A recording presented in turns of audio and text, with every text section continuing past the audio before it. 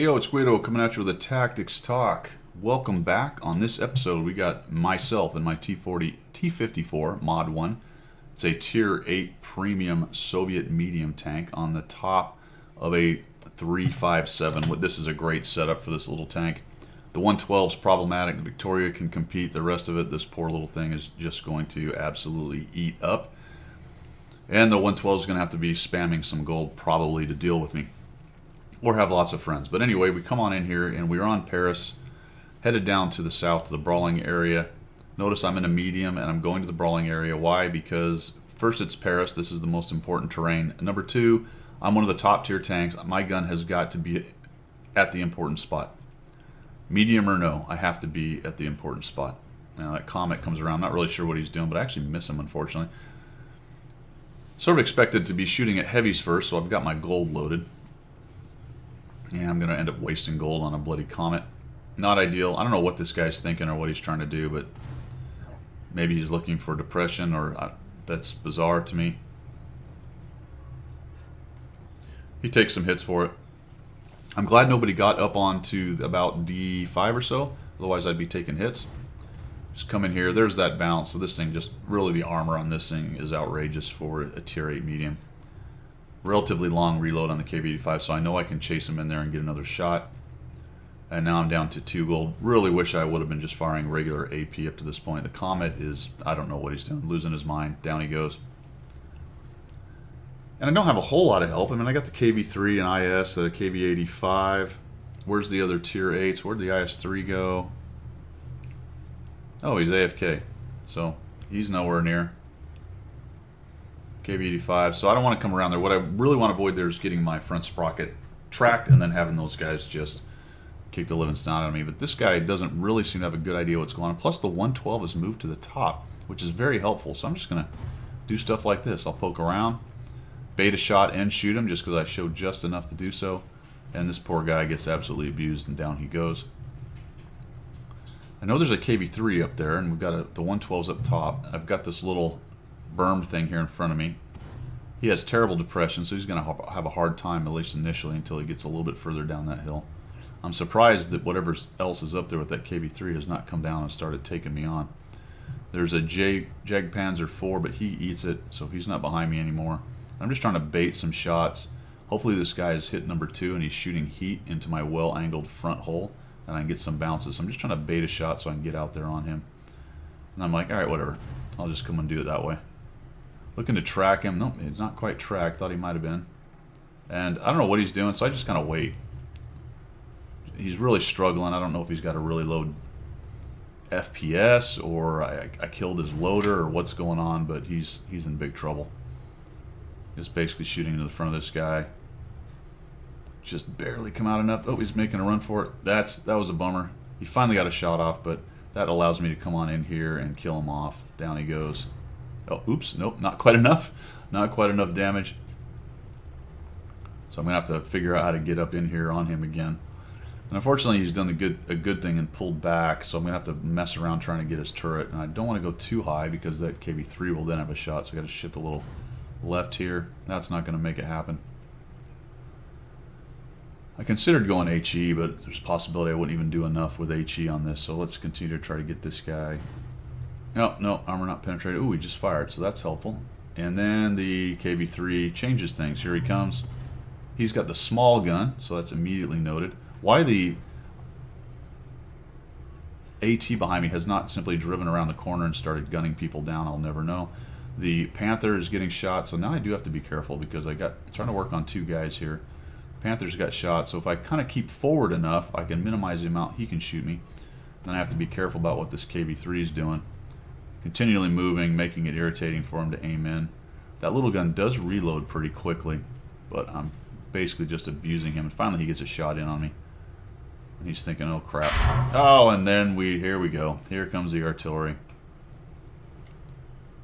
Completely able to manage everything until the guy in the back that doesn't have to do any of the game mechanics like line of sight is able to just drop something on me. Don't notice that my driver's dead. This takes me a while. I finally noticed right there. I was wondering why it was so sluggish.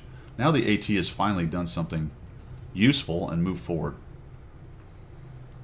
Could have done that long ago. to bounce off that nice strong KV-3 turret. I gotta watch putting my side armor to this guy. He fires, so I'll come up high enough that I can get into his hole. Really expected the Panther to come around and start punishing me, but he didn't do it. Down goes the KV-3. RIS-3 has finally done something. He's pushing into the back there. I thought that guy was looking at me, but he was actually driving that way. That was kind of an interesting move. I think he's worried maybe about the AT. The AT's coming at him that way, and he decides, well, you know, I'll go try to abuse this mod. We'll bounce right there.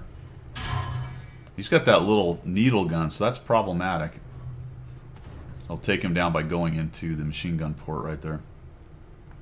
And he did kill my loader, so I have no loader. I've got to wait till I can repair him, heal him, repair him, whatever it is.